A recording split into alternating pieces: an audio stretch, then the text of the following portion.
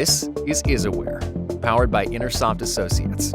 IsAware is your connection to exploring the systems and software that power businesses like yours with expert insight, experience, and advice. Welcome back to IsAware. I am Chris Bintliff, and as ever, I'm joined by Abe Unger and Hy Goldstoff, the masterminds over at Intersoft Associates. And today we're talking, guys, about kind of the risks, I think, and the dangers of using outdated software. We've talked about legacy systems. We've talked about the value and the importance of updating systems. But let's get a little bit into the nuts and bolts of this, the practical. I think one of those big issues is security. I think another is data loss. And I think another is productivity. So let's unpack those a little bit. Abe, what are some security issues that are uniquely presented if I'm using outdated software in my business? So with outdated software usually comes outdated technology, and the combination of both is a disaster when it comes to security in today's day and age. Things are constantly changing, security is constantly changing, and you got to keep updated. And if you're outdated, you put everything at risk, your data, the integrity of that data. And it's not just if someone gets a hold of that data, they have your data, they can now affect other people as a result of getting that data. So security is of paramount importance, and keeping up with the latest technologies is going to help you in that area. And if you are outdated, you need to find a way to become current, and that means both software and hardware. Like I said, there's constant changes and there are constant improvements in the security world. So those are definitely things that you want to take really, really seriously in terms of an organization and your data. And what also happens is if, the people who develop all the security protocols and the security software, if software is outdated, that means there aren't a lot of copies around over there. And they're not going to spend their resources making it work in that environment. They're going to spend their resources where they're going to get the most benefit from their from those resources. And that's where that's the current software. And that's where they're going to, make their money and pay back their shareholders and what have you. So they're not even addressing the older software, even if it would have the structure to be able to take care of it, which it normally doesn't. No one's addressing it. No one cares about it. I think you guys make some really good points, and there's a reason why, malignant things online are called a virus. It can spread. So it can be, as Abe points out, not just your system that becomes at risk, but the systems of your customers or your clients or your vendors or those that are integrated inside of some of the data that you might be using. Those also become at risk. And it's important to know bad actors are counting on you not staying current. Like that's kind of part of what they're hoping is that the patch that comes through or the software update or whatever, you're going to ignore it because it's not relevant to you or you're too busy or whatever. And now they have a place they can punch in.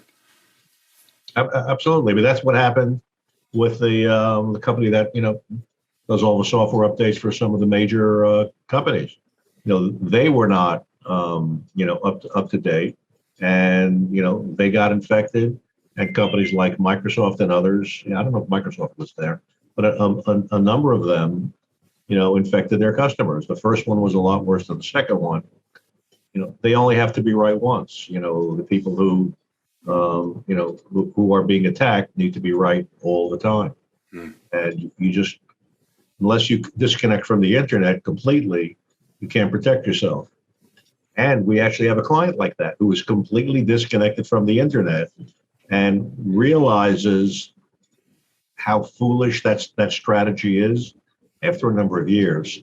And they're now, to make use of all that's available, are rewriting that software, totally re-architecting that software so it can live, on the internet, and it can make use of all the services and data that is available to them to, improve what they do. Is that a security function? Is that have they stayed offline because they're concerned about security? Yeah, the only thing that's better than that is shut off all the computers. I mean, that's one way to do it, I guess, right? That's not going to happen. Certainly, a thumb drive that has a virus on it, you plug it in, you're up the creek. That's absolutely But true. that I once used to say, one of our larger clients, their head of security, who kind of got the job through osmosis. His perfect environment is the data center had no electricity. So because he was quite he was quite siloed in security. Now we have to produce product and sell product. So Right. anyway. That is a great touchstone on the value of security. Let's talk about data loss. Help me understand that a little bit, Hai. What do we mean by data loss, and why am I at more risk if I've got outdated platforms and systems working for me than if I've got newer systems? Well, there were two parts to that. Being in the software world, everything is binary, right? There are two parts to that. Number one is, again, the older software doesn't have the services to protect your data properly, to protect your data passively. If you've got to go and, push a button to back up your data, you're not going to do it. If your data can get backed up automatically, and that's a function, again, of using, up-to-date software. Another one is, the kind of protections that are embedded in the software. I had a case in point recently. My former eye doctor, and I'll explain that in a second. He was doing some sort of a test, and I said, Windows XP, why do you still have Windows XP? He didn't want to spend the money to upgrade to a new operating system, which required a new device. Okay, it doesn't make sense, but okay. As long as you're not connected to the internet. And then he goes through it and he says, I can't find the old version of what we took, the pictures of your inner eye that we took, but I have it all written down here. I said, why can't you find it? Oh, we lost the data on something. And I'm going, what? That's why he's my former eye doctor, because he put money ahead of, the patient care.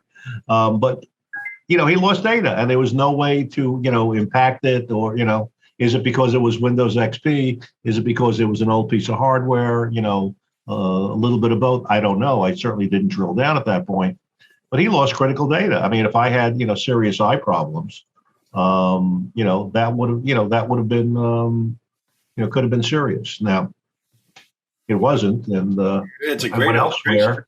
Not only did he lose data, he lost a customer, and Yeah, we can take that. Yeah. We can take that and write it large, if you're in different situations. But again, but the other part of it also is that you can't collect all the data, and this goes back to big data. But you just it's not easy to collect all the data that you need to manage your business. You're using older software. It's probably slow. It's probably not optimized for a lot of data. And, there's so much out there today that can really give you so much more information and actionable information about your business. And it's not so much the data loss, which is one part of it, but certainly the loss case of not being able to get a lot of data, to move your operation forward, to move your organization forward. And that's the real, at least what I believe, is the more common issue, and we've seen that a number of times. Abe, that's a good point. That it's not just the data loss, and we've talked about this before. It's sort of the cost of the missed opportunity of what's newly capable, of what's emerging that you're not even aware of, that you don't even realize when you're not dealing with more modern technologies. Right, as it goes, right? If you bury your head in the sand, there are no problems. But it's just not the way it works. Yes, the older hardware, the older software is not going to keep up. And we've seen that in numerous different pieces of software that we've visited in terms of conversions from older software. You're trying to filter a result set. You start typing and you type your first letter, you go take a break, come back. 5 minutes later, it's ready to type the second letter. It's just that slow. The hardware and the software, it just doesn't work. So yeah, it's very important for the business. You just can't continue with that. Well, I'm remiss, Hi, if I don't say about your eye doctor that I bet for him hindsight is 2020. Oh, that's really good. Come on now. That's really good. Now let's talk a little bit about the loss of productivity that comes with outdated software. I always think about the friction that happens with employees, the people, we've talked about this before, it's the people that are doing the work that are bumping into this, that they're the ones dealing with the frustrations and having to create elaborate workarounds. Leaders sometimes aren't even aware that that's happening. What are some of the, hard and also conceptual costs of this loss of productivity that I might be experiencing just because I'm not, for instance, updating from Windows XP and now I've got to start keeping notes instead of having this stuff digitally in front of me? Well, I don't think it's that extreme. I mean, certainly there are cases where it is, but it's not only using older software, but using incorrect software.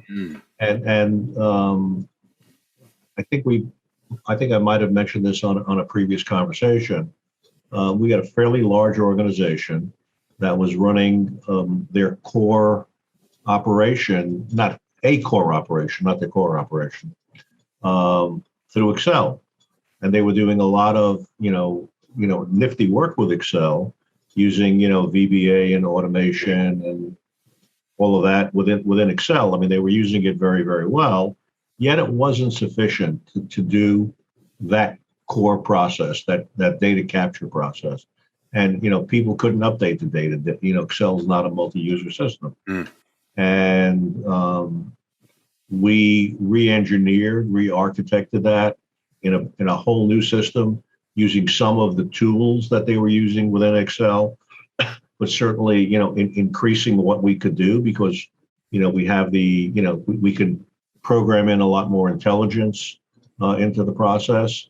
And it allowed them to do so, that now they can update data. They can have a bunch of people updating data so that, shortens the timeline to get this particular task done, this particular engagement done.